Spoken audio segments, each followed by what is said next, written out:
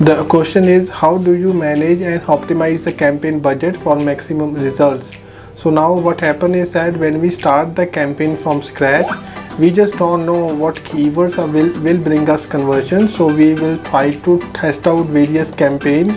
For example, we try to test out the search campaigns and then the call only campaigns along with remarketing for the lead ads. And then on the e-commerce side of things, we normally try to test the shopping campaigns along with the remarketing and then see which one of those campaigns are bringing us the conversions.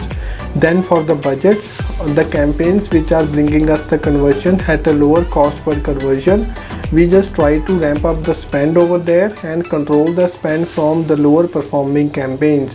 Also, if we have only one campaign, we can still resegregate that campaign to one or two further campaigns and then be able to see which one of those are working well.